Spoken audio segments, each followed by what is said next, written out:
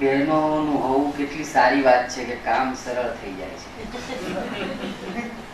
શરીફાબેન વારંવાર ત્યારે અને અત્યારે બોલતા હતા, અને મારો વિષય છે પ્રેમાનંદ અને સમાજ, ત્યારે અને અત્યારે. કેવી સરસ ગુજરાતી ભાષા છે કે ત્યારે એટલે પહેલા, અને સહેજ મૂક્યો તો હમણાં અત્યારે.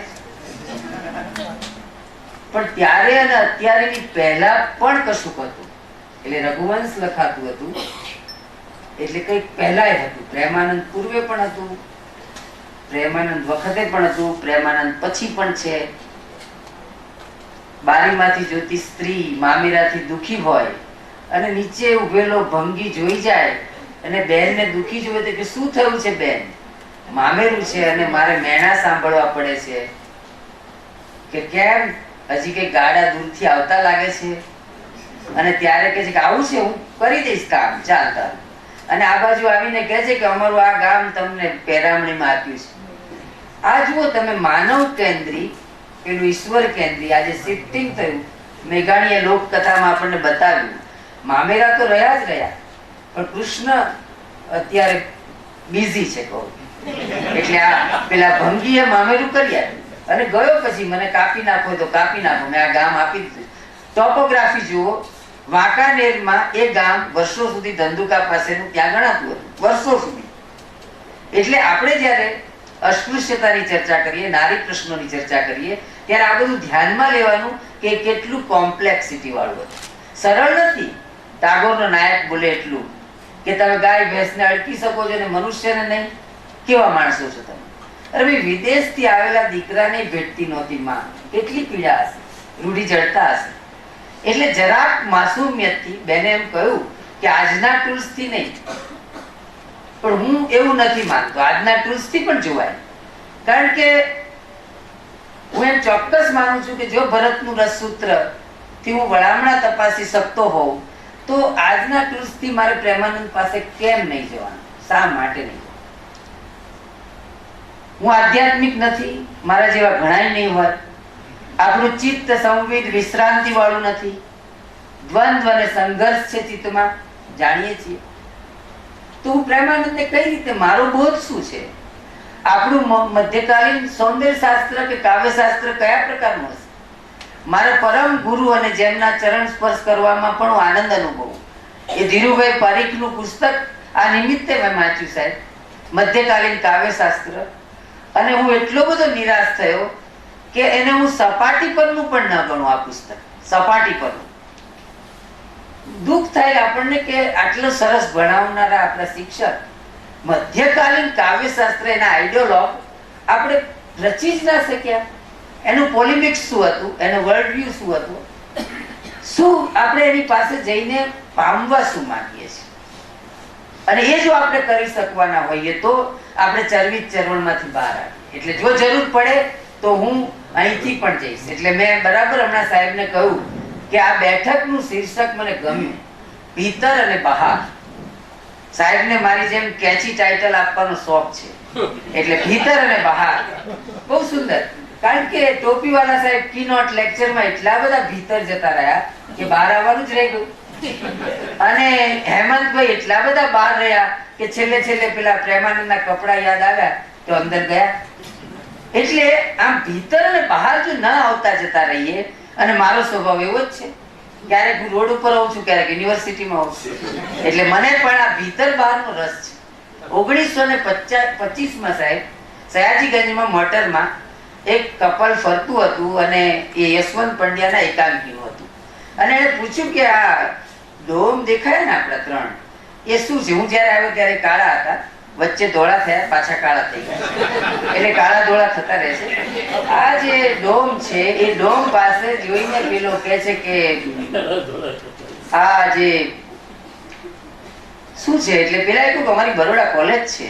એટલે કે ઓહો, પેલી છોકરી કે મને એમ કે આ મકબરો છે. જો આવા કાર્યક્રમો નહીં થાય ને તો પ્રેમાનંદની પેલી મૂર્તિ અને પ્રેમાનંદનો ખંડ એ મકબરો હશે વર્ષો પછી. પ્રેમાનંદ આ જે વાત છે એ એટલા માટે હું કહું છું કે આપણે શતાબ્દીઓમાં પૂજાપાઠ નથી કરવો છે, એમાંથી બચવું છે.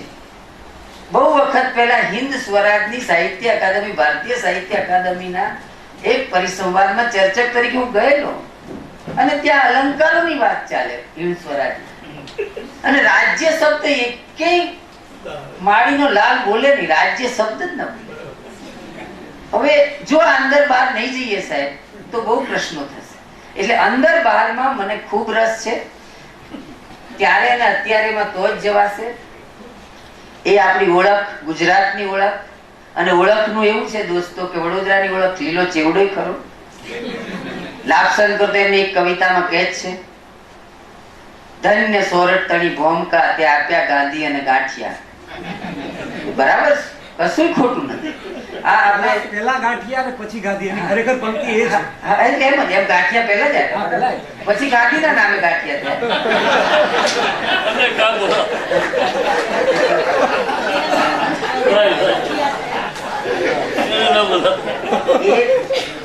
એક નદીમાં એકનો એક માણસ બીજી વાર નાહી શકતો નથી. જો પરિવર્તન એ જગતનો નિયમ છે. એક જ ચીજ કાયમી છે, પરિવર્તન છે. એટલે કોંગ્રેસે બહુ દુઃખી નહીં થવું અને ભાજપે બહુ ખુશી નહીં થવી. પરિવર્તન એ જગતનો નિયમ છે. એટલે જે આપણે પ્રાચીન સાહિત્યથી મધ્યકાળમાં આવીએ છીએ અને શું અનુભવીએ છીએ એના સંદર્ભે મારે થોડીક વાત કહેવી છે. કાળ સમય અનંત છે. અભ્યાસની સરળતા ખાતર આપણે ભૂતકાળ, વર્તમાન કાળ, ભવિષ્યકાળ એવી વહેંચણી કરતા રહીએ છીએ. જો કે ક્યારેક આપણને મધ્યકાલીન તત્વજ્ઞાન કે બધું તપાસીએ, એનું પ્રતીક તપાસીએ, પ્રતીકમાં જઈએ તો ખ્યાલ આવે કે આપણે એમાં પણ બહુ સરસ કામ કરી નાખ્યું. જન્મ જન્માંતરની વાત લઈ આવો, ત્રણેય કાળ ભેગા થઈ જાય છે. પ્રારબ્ધથી સુદામો દરિદ્ર કેમ છે કે 7 પેઢીથી એને દાન કર્યું નથી. એટલે બ્રાહ્મણોએ સુદામા દ્વારા કહી દીધું કે દાન કરતા રહેજો, નહીતર આવું થશે. આજે આખી ગોઠવાતી રીત છે એ બહુ સરસ વંચાય છે. પ્રારબ્ધવાદ, જન્મ જન્માંતરની ફિલસૂફી ખરેખર તો ભૂતકાળ, વર્તમાન કાળ અને ભવિષ્ય છે. જ્યારે આપણે આખ્યાનની વાત કરીએ ત્યારે આપણે મધ્યકાળનું સાહિત્ય સ્વરૂપ એવો ઉલ્લેખ કરીએ છીએ. આખ્યાન મધ્યકાળમાં જ ઉદ્ભવ્યું, વિકસ્યું, વિરમ્યું. કોઈ પણ સાહિત્ય સ્વરૂપની ઉત્ક્રાંતિમાં જેટલો સર્જકનો, પ્રતિભાનો ફાળો હોય છે તેટલો જ સંસ્કૃતિનો હોય છે. આ યાદ રાખવું પડે.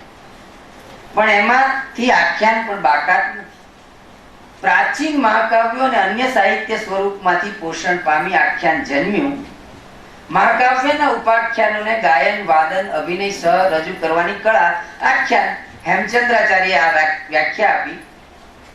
પ્રાચીન સમયમાં ભરતે લોકવૃત્તનું અનુકરણ ગણાવ્યું.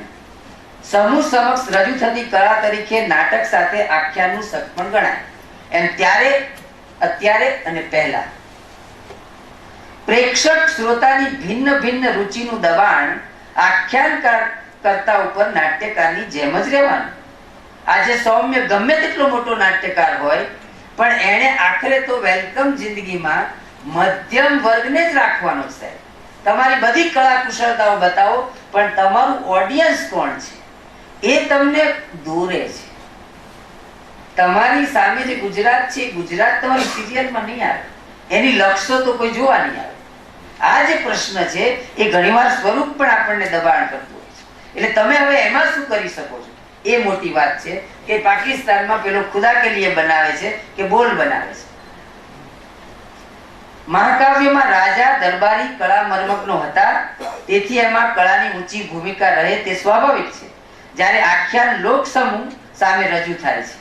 આ પણ મેં એટલા માટે લીધું કે મેં આ કાર્યક્રમની જે ડિઝાઇન જોઈ, સાહેબને વાત કરી કે તમે કુંવરબાઈ, પ્રેમાનંદનું અને અન્યોનું, ઓકે, એટલે એક એનો ઐતિહાસિક ક્રમ તપાસ્યો. એક બાજુ આપણે એમાં હાસ્ય, આ તે નારી વગેરે, પણ સામે સામે જો આપણને નેરોટોલોજીમાં રસ હોય તો આપણું રાસ, આપણું ચરિત્ર અને આપણો પ્રબંધ કહીએ હજી પણ, અને પદ્ય વાર્તા આ પણ નેરેટિવ છે. તો આખ્યાન અને પદ્ય વાર્તા એટલે એક આ જે સ્વરૂપો છે, કથા શું થઈ રહ્યું છે એ પણ જોવું પડે કે ચરિતની જ લાંબી. રુદ્રટે પણ એક સ્વીકાર્યું છે કે ચરિત લખવા જોઈએ વ્યવસાયિક ધોરણે, અને લખાય જ છે. હમણાં અત્યારે જ હું એક લેખ કરી રહ્યો છું કે તાત્કાલિક જ કરવો છે. લગભગ ગુજરાતી, હિન્દી, અંગ્રેજી મળી અને નરેન્દ્રભાઈના 200 ચરિત્ર ગ્રંથો લખાયા તાત્કાલિક. 200 એટલે એનું માર્કેટ પણ હોય છે. અને એમાંથી આ પ્રેમાનંદ બચ્યો છે. આ પ્રેમાનંદ શું કરે છે, કોનું ચરિત્ર લખે છે અને કેવી રીતે લખે છે અને કેવું સાયલન્ટલી લખે છે. એટલે તમે જુઓ કે આ એક પરંપરા હતી કે રાસમાં જૈન મુનિ પણ ચરિત્રો લખે છે ખ્યાતવૃતનું, પણ ત્યાં એક સાંપ્રદાયિક વલણ છે, સાંપ્રદાયિકતા છે. અહીંયા તમે આમ આખું ખંખેરી નાખો નળાખ્યાન, ક્યાં છે ભક્તિ, કોની વાત છે? આપણે જોઈએ આગળ. દ્યુતના અનિષ્ટની કથાનું ફોકસ બદલાઈ ગયું. એક સંસ્કારી ખાનદાન પત્ની કે જેનો પતિ જુગારીઓ હોય તો એને કેટલી વિશે 100 થાય. આજે ફોકસ ચેન્જ થયું, એ પ્રેમાનંદની મૌલિકતા છે. દ્યુતના અનિષ્ટની કથા એ સતી સ્ત્રીને પડતી આપદાની કથા. પ્રસંગ દાંપત્ય અને એવું બધું રાવી પાઠકે કહ્યું છે, પણ આ સતી સ્ત્રીની આપદાની કથા છે. એટલે એ રીતે હું એમને જોઉં છું તો મને ખૂબ મજા પડે છે કે એમણે શું કર્યું. અને ખરેખર એક બીજા માણસને પણ આવો રસ પડ્યો હતો, અને એમનું નામ ગોવર્ધન રામ. 1861 દલપતરામે લખ્યું, નર્મદે લખ્યું, પછી લસરકા જેવું, પણ જેમણે બહુ વ્યવસ્થિત કામ કર્યું ને જે આ નિમિત્તે જ હું જોઈ શક્યો, અને એ છે the classical poets of Gujarat. શું અદ્ભુત કામ છે. કારણ કે હું અચાનક 2 જણ મારા સામે ભેગા થઈ ગયા મગજમાં. કેટલોક સમયથી હું એલિયટ વાંચી રહ્યો છું, એના એક નિબંધો ઉપર નિરાતે કામ કરી રહ્યો છું, તો ટ્રેડિશન એન્ડ ઇન્ડિવિડ્યુઅલ ટેલેન્ટ વાંચતો હતો. અને એને ધડાકાઓ જે કર્યા છે કે ભાઈ આપણી પાસે બ્રિટનમાં એક ક્લાસિક પોએટ નથી, એટલે એકદમ દેશદ્રોહી કહી દેવાય. અને તરત જ એ કહે છે પણ એમાં કઈ શરમાવા જેવું નથી, નાયક હોય. અને તરત જ મને યાદ આવે કે આ ક્લાસિકલ પોએટ્સ ઓફ ગુજરાતમાં 1892 વિલ્સન કોલેજમાં જાહેર વ્યાખ્યાનમાં 94 ચોપડી થઈ. અને એ જ કહે છે કે સંસ્કૃત કવિઓ છે ને, આ કહું છું, એ કળા દરબારીઓ હતા, એટલે ત્યાં જુદું હતું. અહીંયા પ્રેમાનંદ હોય, ક્યાં શું પરિસ્થિતિ હતી આજુબાજુની, એટલે પેલું બહાર કેવું ફોર્સ કરતું હોય છે. એ ભીતર બહાર, એ ભીતરનું જે કઈ છે એનું બહારના કારણો છે. તમે એકલા બેન્ચ ઉપર બેઠા હતા ને, શાસ્ત્ર કે છે, સામે મોટો બગીચો હોય, સાહેબ ચમેલી બાગ, આપણે બેઠા, અને આપણે આમ બેઠા હોય તો શાંતિથી બાકડા ઉપર, અને કોઈક બાજુમાં આવીને બેઠું અને આપણે એના માટે ઓબ્જેક્ટ થઈ ગયા તો અધર, અને તરત જ આપણને થાય સારું આ બેઠું.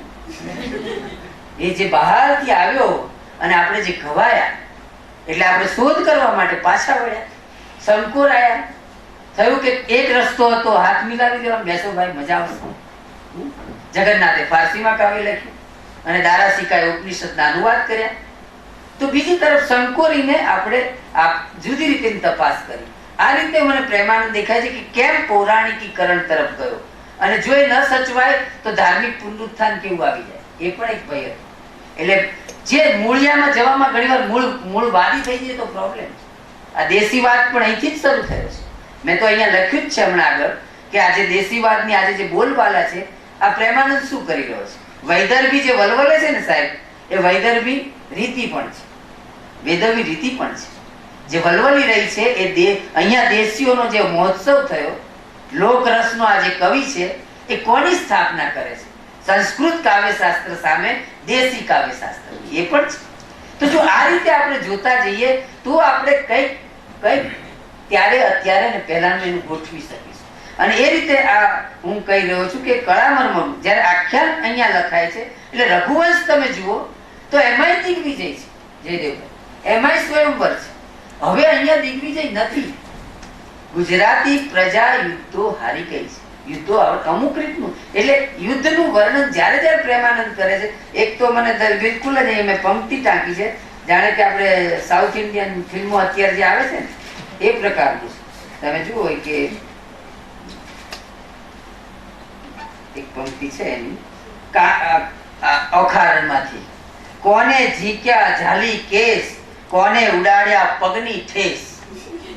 પગની ઠેસ થી ઉડાડ્યા, આ જે મેલોડ્રામા છે, તો એ જે એક હળવી રમૂજ તરીકે આવે. યુદ્ધની જે વ્યાપકતા અને યુદ્ધનું જે મલ્ટી ડાયમેન્શનલ સ્વરૂપ, એ અહીંયા નથી. એટલે દિગ્વિજય અને રઘુવંશની સામે જો આ મૂકીએ તો આ પ્રકારનું એક એમ થાય છે કે આ બધું એડિટ કેવી રીતે થતું જાય છે. નળાખ્યાનમાં સ્વયંવર આવે છે, યુદ્ધ હળવા પ્રસંગ. યુદ્ધમાં જેટલો રાજા દરબારીને રસ હોય તેટલો પેલા લોક સમૂહને કે સર્જકને નથી. અને એમાંય ગુજરાતી લોક સમૂહને તો નહીં જ. એને બીજા ત્રાસ આપવા છે. ત્રાસવાદીઓ છે ને, આ વડસાસુ છે જ, પણ એના ત્રાસના બહુ મૌલિક અને બહુ અહિંસક રીતે ત્રાસ આપી છે. એટલે આ જે મહાકાવ્યના ઉપાખ્યાનો લઈને જે કથા કહેનારો એક વર્ગ હતો પ્રાચીન સમયથી. નાણાવટી સાહેબ અહીં છે સૂત પરંપરા. આ સૂત પરંપરા બીજી તરફ એક ઘટનાનું ક્યાંય કોઈનું ધ્યાન નથી જતું, જે બહુ જરૂરી છે અહીંયા, કે તમે આ બધું જેમાં બન્યું, આખ્યાન, પદ્ય વાર્તા, રાસા, એ આખી મુવમેન્ટ હતી સાહેબ, અને એનું નામ હતું ભક્તિ આંદોલન. એનું પણ અહીંયા એક પેપર હોવું છે કે આ એક મુવમેન્ટ હતી, આ જન આંદોલન હતું. અખિલ ભારતીય સંત પરિષદ ભલે નો હતી, પણ એના બધા પ્રતિનિધિઓ હતા. વગર બેનરની આ સુરદાસ જે બોલતો તો એ જ તુલસીદાસ, એ જ આ ચારેય બાજુ જે ફૂટી નીકળ્યા હતા, સંતોની એક વસંત. અને એ જે છે એને એ સંદર્ભે આપણે જોવું પડશે કે મધર ઇમેજ સુરદાસ થી નરસિંહ સુધી દસમ સ્કંદમાં કઈ રીતે આવી, કઈ જરૂરિયાત છે આપણી, એને આપણે ચાલો તપાસીએ મનોવૈજ્ઞાનિક રીતે કે માની છબીઓ કેવી કેવી આવે છે. એટલે તમે એને સાથે તપાસો, કારણ કે આ બધા સાથે હતા. મેં હમણાં જ સાહેબને કહ્યું, સાહેબના પ્રિય આપણા કાવ્ય શાસ્ત્રી જગન્નાથ, એને પ્રેમાનંદ વચ્ચે ફરક કેટલો છે, કેટલો ઓછો ફરક છે. તો એ જો મેં કહું કે સાહેબ એમણે સુરદાસ પાસે ગયા હોત તો, હેમચંદ્રાચાર્ય 12મી સદીમાં જો અપભ્રંશ પાસે જતા હોય તો જગન્નાથે થોડું ઉદાર થઈને એક ટ્રેજિક નાર્સિસસ થયા વગર જો ગયા હોત તો અહીંયા પણ આહલાદ, બ્રહ્માનંદ સહોદર, ચમત્કારો અહીંયા પણ હતા. એ ગયા હોત, પણ પેલું પેલેસ, જૈન મુનિ આચાર્ય છે, પેલેસ ગયા, જીવનમાં તો કેવા ગયા. મુસ્લિમ સ્ત્રી સાથે પરણ્યા, દારાસિકાને ભણાવ્યો.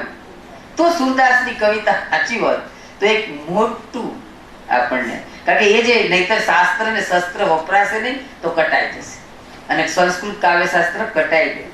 એમાં જ ક્યારેય એમને પનારો ન પાડ્યો કે ચાલો આપણે મરણોત્તરને તપાસીએ, ચાલો આપણે માનવીની ભવાઈને તપાસીએ રસસૂત્રની દ્રષ્ટિએ. તો નહીતર તમારા બધા દિવાલ પર ટીંગાયેલા રહેશે પુસ્તકોના પુસ્તક. જે વપરાવું જોઈએ શાસ્ત્ર અને શસ્ત્ર, એ વપરાવાનું બંધ થઈ ગયું. એ રીતે હું અહીંયા એને જોઉં છું. અને જે ક્રાંતિકારી ઘટનાનું સૂચન કરવા માંગુ છું એ ઘટના છે બુદ્ધ અને મહાવીર, જેમણે અત્યારે તો આ ઘર વાપસીનું ચાલે છે એટલે પાછા મને બી યાદ આવેલા છે કે સાલું એ લોકોનું બેનું શું થાય, સિદ્ધાર્થસિંહ અને મહાવીરનું જે નામ હશે દરબાર તરીકે બે પાછા લાવવા પડે, દિગંબર ને ભગવા ફેરવવા પડે. આજે લોક ભાષામાં ગયા, દેવ ભાષામાં, દેવ ભાષા, આ દેવો, ભૂદેવો અને ભૂપતિઓનું રાજ. સુલતાનના હરમોમાં રાણીઓ છલકાતી હતી, રાણીવાસમાં રાણીઓ હતી. એટલે અહીંયા હિંડોળા ખાતે તળાશે છે કૃષ્ણ ભગવાન. ભગવાન કરે એ લીલા છે. અહીંયા કૃષ્ણનું જે સ્વરૂપ છે એક અહીંયા કોઈ સુલતાન જેવું જ છે. સુલતાનો આવા ઉદાર જ હતા મિત્રો પ્રત્યે, એવું કઈ નથી. કચકચાવીને યુદ્ધ કરતા હતા અને રમણીઓને ભોગવતા હતા. આ એનું સમાજશાસ્ત્ર હતું. દાન દેવાનું, દાતા આવે એટલે માગણ પાછો ના જાય, નહીતર તો કવિ ગમ કહી ગયા છે કહેવાનો અર્થ. એટલે જે રીતે જો જોઈશું આ ભૂદેવ, ભૂપતિ અને દેવનું આખું સમાજ અને એનું, એટલે કે સામંત અને સામંતનો ઈશ્વર, એની વચ્ચે આ જોઈશું. આ ભક્તિ આંદોલન, વલ્ભાચાર્ય આવ્યા અને પછી શરૂ થયું શયન થી આરતી ને મંગળા ને મને તો ખબર નથી, ભોગ ને નવડાવવાનું ધોડાવવાનું. પણ એમાં એક માનસિક જરૂરિયાત હશે, એક જરૂરિયાત. કારણ કે તમે એક તરફ સાહેબ અત્યારે પહેલા 4 જે ઉદ્યમ તમે જીવનના નક્કી કર્યા, ધર્મ, અર્થ, કામ, મોક્ષ, પણ પ્રજા એટલી ગરીબ છે કે આ અર્થ તો છે નહીં, એટલે બિચારી માયા થઈ ગઈ. એ તો કનકકોટ કિલ્લા કૃષ્ણ પાસે જ હોય. આને તો તૂટ્યા સરખી ઝૂંપડી અને લૂંટ્યા સરખી નાર, અને ત્યાં નાર ઢગલો. આ રીતે જોવાનું છે. એ દાન આપ્યું તમે બરાબર છે તો, અને આપણે હું તો એમ પણ કહું છું કે આ મુષ્ટિ તાંદુલ માટે અઢળક ઢળ્યો છે પ્રેમાનંદ. આપણી જે તૂટ્યા સરખી ઝૂંપડીને લૂંટ્યા સરખી નાર જેવી આપણી ભાષાને આલિશાન બનાવી છે, આલિશાન. પણ એમનો જે વોઇસ છે એ પેલા પદનો વોઇસ નથી જ રહેવાનો, કારણ કે પદ એ અંગત ગવાવાનું છે. પદ એ અંગત પ્રાઇવેટ કેસ છે, આ જાહેરમાં છે. એટલે અહીંયા જે ડિસેન્ટ છે, અસંમતિ છે, એ અસંમતિનો પ્રકાર જુદો છે. અહીંયા એક્ટિવ પ્રોટેસ્ટ નથી અગાડ્યો કબીર જેવો. અખો ને કબીર જે બોલે એ બોલી નહીં શકે પ્રેમાનંદ, કારણ કે સમૂહની સામે બેઠો છે. એટલે એ રીતે હું જોઉં છું કે આ જે બૌદ્ધ ધર્મની લોકપ્રિયતા એ બ્રાહ્મણ ધર્મને પણ દેવ ભાષાથી લોક ભાષા તરફ વાળે. પુરાણીઓ હવે એક કાસ્ટ આવી, યજમાન ને લોક ભાષામાં કથા વાર્તા કહેતા થયા. યજમાનોનો સીમિત વર્ગ હોવાથી પુરાણીઓ પ્રાચીન સાહિત્યને મૂળ કથાથી જાજી છંછેડતા નહીં. કારણ કે આમે દક્ષિણા તો પેલું હોય ને, માને કે આ 5 કુટુંબ મારા એટલે મળવાની જ છે, જેવી કથા કરો એવી. પણ જો ગ્રાહક એ માગે તો ગ્રાહક અને આપનારા વચ્ચે તો તમારે કળાત્મકતા હોવી જોઈએ. એટલે અહીંયા જે છે બને છે કે હવે પેલું પુરાણી છે એ માણભટ્ટમાં જ્યારે ગયો ત્યારે શ્રોતા સમૂહ બદલાઈ ગયો. ભિન્ન ભિન્ન રસ રુચિના શ્રોતાઓનું ખ્યાલ રાખવાનું માણભટ્ટ માટે જરૂરી બન્યું. કેટલા હરિજનોએ સાંભળ્યા હશે પ્રેમાનંદ મને ખબર નથી, કદાચ દૂર ઉભા રહ્યા હોય તો ખ્યાલ નથી. મારી મોટી બા ને મોડે હતા, નળાખ્યા ને બધા પદો પણ મોડે હતા, પણ મને ખબર નથી, કારણ કે આ બિલકુલ ઇમ્પિરિયલ ડેટાનો જ પ્રશ્ન છે. એમને એમ ન કહેવાય કે સમગ્ર બહુજન સમાજ પ્રસર. મારી કહેવાની એટલી હિંમત નથી, કદાચ મને ખબર નથી, કારણ કે કેટલા હરિજન વૃદ્ધ બહેનોને આ કથાઓ ખબર કદાચ નહીં ઉભા રહેવા દેતા. ભવાઈ કરે એ દલિત હોય, પણ એ ભવાઈ જોવા માટે દલિત હોય ન હોય એ મેં નજર જોયું છે. એમને ત્યાં નહીં આવવાનું. ભવાઈ આવ્યા છે ચાંદલોડિયા ગામમાં, તો કે નહીં બધા પટેલો ને અમે બધા જોવા જઈએ સ્કૂલમાં બેસી જવાનું પાળી ઉપર, પણ જો હરિજન આવે તે કાઢી મૂકતા. તો એ હમણાં જોયેલું છે. રાજા રામમોહન રાયના જમાનાનું હમણાં એક હું આંકડા શાસ્ત્ર જોતો હતો, કહેવાનો પત્ના તમે કહો સ્ત્રીઓ 55 થી ઓછી સ્ત્રી હોય એને શરમ આવતી હતી બેન, હમણાં 19મી સદીમાં. એટલે એ તો સવાલ નથી. આ જે રીતે આપણે જોઈશું તો આપણને આ પેલા હિંડોળા ખાટ ને આ રાણીઓનો ખડકલો એમને ત્યાં જે છે ભક્તિ આંદોલનના કારણે અનેક જ્ઞાતિઓ. બીજી બાજુ શું બન્યું કે આ જે હું કહું છું ભક્તિ આંદોલન, એના કારણે 18 વર્ણમાંથી કવિ આવ્યો બેન, ગોરા કુંભારે આવ્યા, બધા આવ્યા. એટલે સગુણ નિર્ગુણ ભક્તિનું આંદોલન રચાયું અને પરિણામે ભક્તિની સાથે સાથે ગૌણ ભાવે કાવ્ય સમૃદ્ધિ પણ શક્ય બની. ભક્તિ એ સામાજિક વ્યાકુળતા અને મૂંઝવણનું મુક્તિ દ્વાર બન્યું, કારણ કે આવી ગયો હતો. ભક્તિની માંગ વધતા પુરવઠો પૂરી પાડવાની જરૂર ઊભી થઈ. એમાં વ્યવસાયિકતાનું ઉમેરણ થતા માણભટ્ટ પરંપરા વિકસી. ગોકુળની ગોપીની જેમ દધી બેચન અને હરિમિલન બેવ કામ થાય એમ આ આખ્યાનોએ કામ કર્યું. ઉદર નિર્વાહ સારી પેટે થયો. નર્મદે નોંધ્યું હતું તેમ પ્રેમાનંદના વંશજો પર્યા ખાય એટલું કથા કરીને કમાયા. આજે જેમ મુરારી બાપુ કે છોટે મુરારી કમાય છે તેમ જ આ માણભટ્ટ પરંપરાના કથાકારોમાં ક્વચિત આત્યંતિક મૌલિક પ્રતિભા પ્રેમાનંદ જેવી ઉભરી પણ આવી, જેમણે મૂળમાં કરેલા ફેરફારો એવા હતા કે એમની વૈયક્તિક પ્રજ્ઞાનો આપણને ખ્યાલ આવે છે. આખ્યાનનું સાહિત્ય સ્વરૂપ આમ પ્રતિભા અને સંસ્કૃતિની નીપજ છે.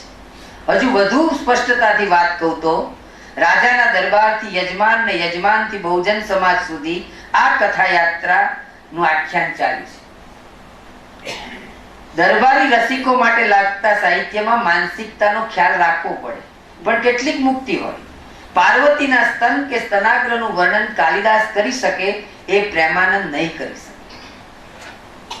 સાહિત્ય મહેલ પેલેસ માંથી ખાનગી જગ્યાઓમાં પ્રાઇવેટ સ્પેસીસ માંથી ચોકમાં પબ્લિક સ્ફિયરમાં આવ્યું.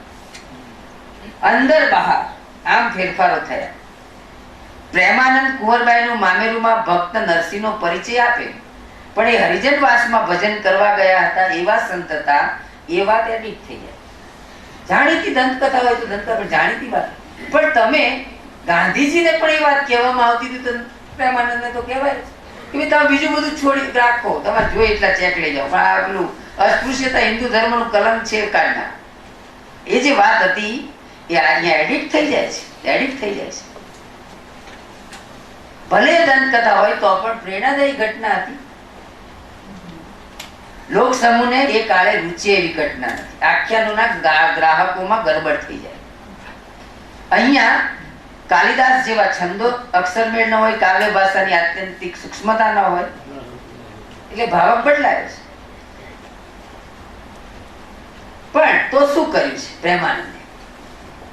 પ્રેમાનંદનો કે મધ્યકાળનો સમાજ ધર્મ કેન્દ્રીય હતો. ધર્મ એક સત્તા જબરજસ્ત, અકલ્પ્ય. હવે જો આ સત્તાઓ જ્યારે હોય છે ત્યારે એના બે રૂપ હોય છે. આમ તો ઘણા હોય, પણ બે તો ખરા જ, એક ભ્રામક અને એક વાસ્તવિક.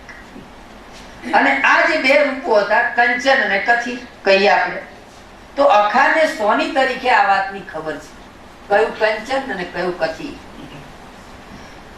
અખો મીરા કે કબીરનો આ મુખર વિરોધ, એક્ટિવ પ્રોટેસ્ટ પ્રેમાનંદ પાસે નથી, પણ એક જેન્ટલ ડિસેન્ટ છે. અને કઈ રીતે છે? સુદામા કે નરસિંહનું સહાનુભૂતિપૂર્ણ ચિત્ર, અથવા તો હાલતા ચાલતા ભગવાનનું નામ લેતી વડ સાસુ અંદરથી કેટલી કપટી છે તે બતાવવાનું ચૂકતા નથી પ્રેમાનંદ. અને સિદ્ધાંત અને પ્રત્યક્ષનો આ વિરોધ, કારણ કે આ દેશ ઉચ્ચ વિચાર અને નિમ્ન આચારનો દેશ પણ છે. એટલે આ જે છે, અહીંયા અદ્વૈતની વાત છે અને અહીંયા હરિજનની વાત છે. આ જે બે સાથે રહ્યું છે, એટલે આ બિલકુલ વડસાસુ, હાલતા ચાલતા નામ લે ભગવાન, આખો દાડો. આ ઢગલો હતા ને, અથવા છે. એટલે તેમ છતાં સમૂહભગ્ય આખ્યાન કરતા તરીકે તેના પર શ્રોતાની માનસિકતાનો દાબ તો રહ્યો જ હશે. મને એક વિચાર આવે છે કે સુદામા કે નરસિંહનું આખ્યાન લખતા પ્રેમાનંદ શા માટે મીરાનું આખ્યાન લખતા નથી? બધી સામગ્રી હાજર છે સાહેબ, પ્રવીણભાઈ, બરાબર. મતવાલી ભક્ત, સતી થતી નથી, પતિ મૃત્યુ પામ્યા છતાં નાચતી કૂદતી, રૈદાસ જેવા નિમ્ન જાતિને ગુરુ બનાવતી, કુલનાસીનું બિરુદ પામેલી. આ મીરા ધર્મ સત્તા સામે વિદ્રોહ હતી, અને એ સમયે મીરાનું આખ્યાન બજાર બાંગ પ્રમાણે ચાલી શકે નહીં.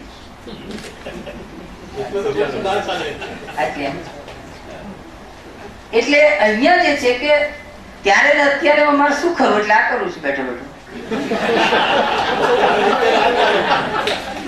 એ જે વિપ્ર છે દાસ બન્યો છે, એટલે અર્થની અને ચિંતા છે, અર્થદાસ છે. અર્થનો એની જરૂરિયાત છે. બધા પ્રેમાનંદ ને એક અપવાદ રાખો એટલે સાયલેન્ટ ડિસેન્ટ, પણ બીજા ના કર્યા. અર્થદાસ છે, એની પાસે પૈસા નહોતા આજના સાધુઓ જેવા. એ વખતે તો સાધુ કેવા, 2 રોટી એક લંગોટી. અને અત્યારે કોર્પોરેટ સાધુ 7,000 કરોડ. છી રવિશંકર, કરોડોના કરોડો રૂપિયા. કાર બદલાઈ જાય, લેટેસ્ટ. સાહિત્ય અને સમાજનો સંબંધ દ્વંદ્વાત્મક છે. તેમ છતાં માર્ક્સવાદી સૌંદર્ય શાસ્ત્રે આધાર અને અધિરચનાનો ખ્યાલ આપ્યો છે, તે વિચારે પાડવો જરૂર નથી. સામંત કાળમાં દેવો, ભૂપતિઓ અને ભૂદેવોને આ સંદર્ભે જોવા જોઈએ. અભાવગ્રસ્ત પ્રજાજનો અર્થને માયા ગણે અને કામને અશ્લીલ ગણે, પાપ છે. એનો પરતનિયા બીજા માટે નથી. એટલે કે છે કે એ સામાજિકતાના દબાણ વાળી માનસિકતા વાંચી શકાય છે. તેથી મહાભારતના સુદામાંથી આ સુદામો જુદો છે. ભગવાન અને ભક્તનો સંબંધ ભલે પુરાણથી હોય, પણ ભક્તિ આંદોલન પછી એ બદલાયો છે. અહીંયા એક નિકટતા આવી છે, એટલે આ મૈત્રી કાવ્ય બન્યું છે. કોઠારી સાહેબ તેને મૈત્રી કાવ્ય જ કહે છે. કે આપણે નથી પેલું લોકગીત છે ને, કાનજી તારી માં કહેશે પણ અમે કાનુડો કહીશું. એટલે લોકગીતો ઘણી વખત, મારા રામ તમે સીતાજીની તોલે ના આવો, બધું આવી ગયું, કેટલું બધું કહી દીધું એને. એટલે ઘણી વાર લોકગીતો આવી રીતે જીવી લેતા હોય છે આપણા જે મેઇન સ્ટ્રીમ ના જીવે. અથવા ડરે. સુદામાનું હીનીકરણ એ સામસામે એક બ્રાહ્મણ નજર સામે છે તેથી છે. આ જ્ઞાન મને નથી ગમતું રે ઋષિ રાયજી, ઘેર છોકરા માગે અન્ન લાગુ પાયજી, એમ કહેતી સુદામા પત્ની ખરેખર તો પ્રવૃત્તિમય સંન્યાસની જ વાત કરે છે કે તમે રાખો. આ ગોવર્ધન રામજી જોઈ રહ્યા હતા નેક્સ્ટ ડોર. ગોવર્ધન રામે લાંબો કૂદકો મારવો હતો, એટલે જેને લાંબો કૂદકો મારવો હોય, હનુમાન કૂદકો આપણે અત્યારે પુરાણમાં રહ્યા છીએ અંદર, તો હનુમાન કૂદકો મારવો એને થોડા ડગલા પાછળ જવું જોઈએ. એ પાછળ જોઈ રહ્યા છે કે પ્રેમાનંદે શું કર્યું, અકાએ શું કર્યું, શામળે શું કર્યું, એમાંથી શીખી રહ્યા છે. The classical poets of Gujarat એ રીતે એમને જોવું છે, પાછળ જોઈ રહ્યા છે. તેથી પ્રેમાનંદ, એટલે મેં કહું કે તમે જુઓ, તેથી પ્રેમાનંદ પુરાણ નિમિત્તે પોતાના યુગ પ્રશ્નોને જ પ્રગટ કરી રહ્યા છે. એમની અકાટ્ય મૌલિકતા એમના આધ્યાત્મ દર્શનમાં નથી, સમાજ દર્શનમાં છે. નળાખ્યાનને આખે આખું ખંકેરી નાખો, એમાં ભક્તિ નજરે નથી પડતી. જયંત કોઠારીએ સુદામા ચરિત્રને ભક્ત ભક્તિનો મહિમા કરતા મૈત્રી કાવ્ય વિશેષ લાગ્યું છે. કુંવરબાઈની મામેરુમાં કસોટી નરસિંહની નથી, કુંવરબાઈની છે. એ પડેલી ગૂંચ ઉકેલાય એમાં ચમત્કાર છે, પણ ત્યાં સુધી તાવણીમાં મુકાતી કુંવરબાઈ એની અસ્વસ્થતા કાવ્યનું મુખ્ય બળ છે. પછી મેં નળાખ્યાનની વાત જે આગળ કરી દીધી છે, એ અર્થમાં પ્રેમાનંદને સમજીએ તો હવે જુઓ કે સંસ્કૃતમાં એ વખતે એક નાટક લખાયું ભરૂચની આસપાસ, જેમાં આ વૈષ્ણવ સંપ્રદાયના અનાચારોની પણ વાત હતી. એ નથી આવતું. હા, એ વાત અહીં નથી આવતી. જે વલ્ભાચાર્ય આવ્યા ને વૈષ્ણવ સંપ્રદાય વિકસ્યો, અન્નકૂટ ભરાયા, રંગરાગ ખેલાયા, રામપાલ, આસારામ, એ બધા આજ કે છે ભાઈ અમારું આ તો બધી માયા છે ને આ બધું અમારું જ છે, આમાં શરીર ને આત્મા શું આ બધું કરો છો? રંગરાગ ખેલાયા. થોડા જ વખતમાં જદુનાથ મહારાજનો લાયબલ કેસ થયો, એનું શું? નર્મદ મૂળજી સાહસ ખેડે છે, ગરીબ સાધુ વિલાસી સવાનો શરૂ થયો છે. આત્મકથામાં નોંધાયેલું પ્રકરણ ગુજરાત સરકારે કાઢી નાખ્યું. જય જય ગરવી ગુજરાત. આજે કોર્પોરેટ ધર્મગુરુ બની ગયો જદુનાથ મહારાજ.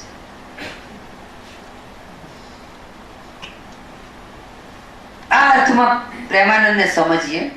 સામંતી યુગમાં પરિવાર એક મહત્વનું એકમ હતું. એમાંય સંયુક્ત કુટુંબ એના પારિવારિક ચિત્રણો લોક સમૂહને આનંદ આપતા હશે.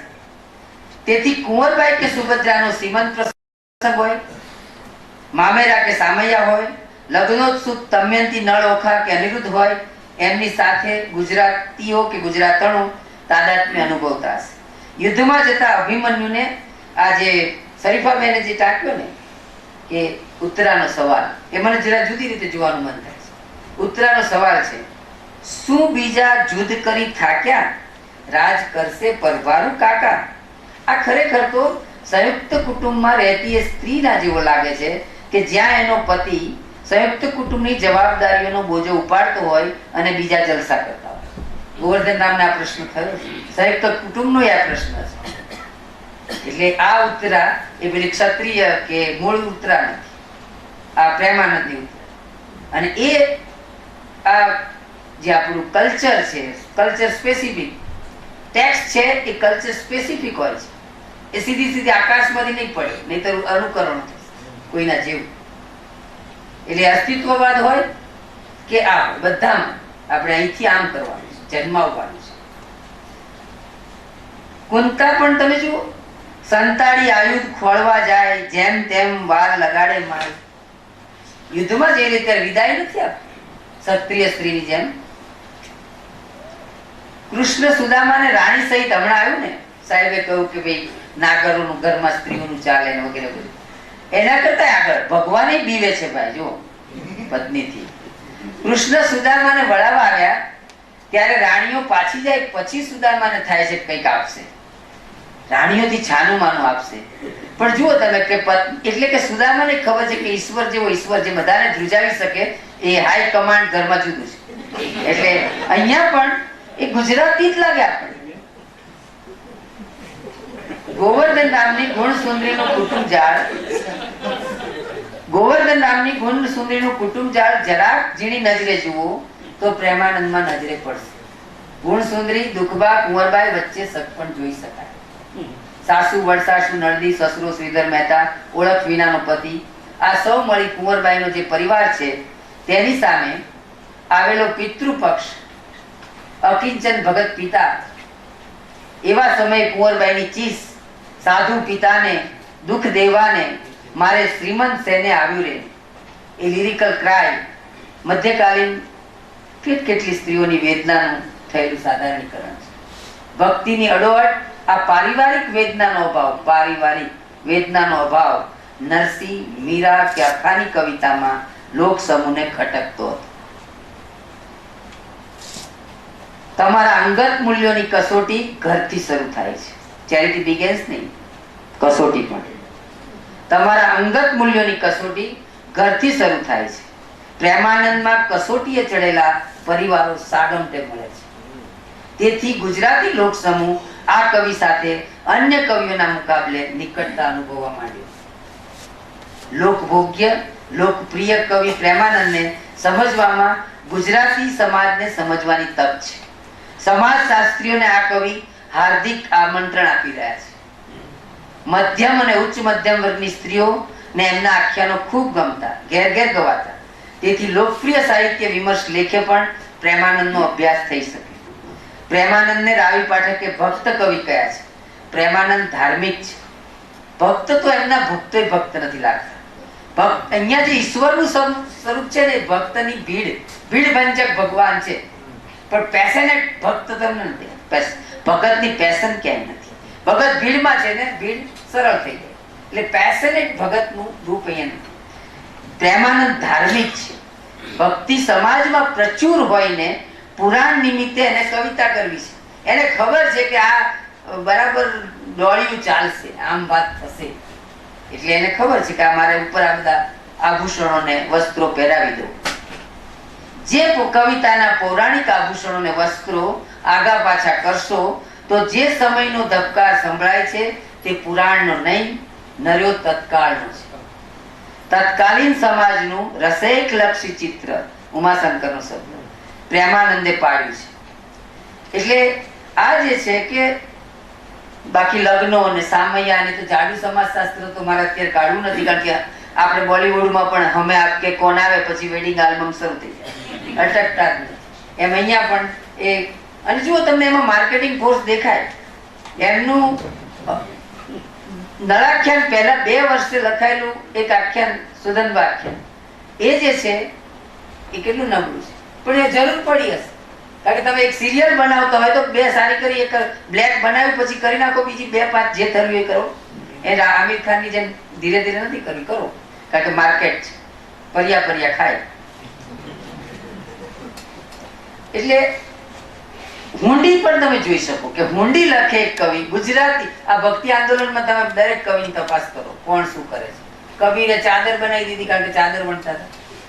નરસિંહે પેલા પ્રેમની કટારી કરી દીધી કારણ કે ક્ષત્રિય હતા મીરાબાઈ. અને નરસિંહ ગુજરાતનો છે. આ છે ને બુકનો ને પાસબુકનો પ્રદેશ છે. એટલે અહીંયા તો હુંડી જ લખાય, ચેકબુક. આ જે છે કે હુંડી લગતી ગુજરાતી પ્રજા વેપારી મર્કેન્ટાઇલ સોસાયટી છે તેની પ્રતીતિ આપે છે. મધ્યકાળમાં બીજા પ્રદેશોમાં કવિઓએ કેટલા કવિઓએ હુંડી લખી હશે પ્રશ્ન છે. સાહિત્યમાં જે આજે દેશીવાદની હમણાં ચર્ચા થાય છે, એ દેશીવાદ પણ અધરતાલ નથી. પરદેશી સામે આવે પછી જ દેશીવાદ યાદ આવે છે. ત્યાં લગી તો ઘર કી મુર્ગી દાલ. ધ અધર સામે આવ્યો.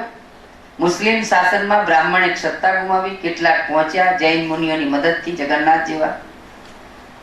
આખે આખું આપણું ભક્તિ સાહિત્ય દેશીવાદની શરૂઆત ન ગણાય. ધ માર્જિનલાઇઝ હતું, તે છંદો આવ્યા. સંસ્કૃતમાં આ પ્રકારના ભક્તિ ચરિત્રો ફોકસ કેટલા થયા ભક્ત ઉપર. ઈશ્વર રાજા, પાછો ઈશ્વર તો ખરો જ, પણ પ્રેમાનંદ સાધે છે લોકને. એ લોક રસનો કવિ છે. વૈદર્ભી વનમાં વલવલતી, તે નળરાજાની પત્ની નહીં, કાવ્યની રીતિ પણ. વૈદર્ભી કે ગૌડીના સંદર્ભો પાસે મૂકીને કહી શકાય કે એક પછી એક હોમાઈ રહી હતી, અને જેને સાંભળવા પશુ પંખી અને આખું જંગલ આવ્યું હતું. તે કથા કઈ હતી? કોણ હતા એ જંગલી? પ્રાકૃત અને અપભ્રંશ બોલનારા. સંસ્કૃત બોલે શું થયું, પ્રાકૃત થી કઈ નાસી ગયું આખું કહે છે, અથવા આ કહે છે એક પાસ વ્યાસ એક પાસ મારું, એમનું સંસ્કૃત મારું પ્રાકૃત. કેટલી ખુમારી છે. એક પાસ શ્લોક અને અધ્યાય, બીજી પાસ મારા કડવા. તો આ અંદર બહાર છે. શ્લોક હતો તમારો, પછી શંકરાચાર્યમાં કદો પદ આવ્યું મધુરમ મધુરમ, પણ એ પદ આખા પદોનો જે કહેવાય કે યુગ આવી ગયો પદોનો. નરસિંહથી દયારામ આ શ્લોક પાસે પદ ક્યાં? તો એ જે અંદર પણ ફેરફાર છે, બહાર પણ ફેરફાર. આ રીતે જો આપણે જોઈએ તો આપણો એક જગન્નાથે જ ત્યાં યાદ કરી પૂરું કરીએ કે કવિતા કુંતકે કહ્યું હતું કે વૈયક્તિક નિપુણતા છે. જગન્નાથ કહે છે કે સૌંદર્ય શાસ્ત્ર પણ સાંસ્કૃતિક મૂલ્યોની સાથે. તો એ પ્રમાણે અહીંયા આપણે એવી તપાસ કરીએ તો આપણે કદાચ મધ્યકાળનું કાવ્યશાસ્ત્ર ગોઠવી શકીશું. ફરી એકવાર ધીરુભાઈના બદલે આપણે બીજી ચોપડી લખી શકીશું. આભાર.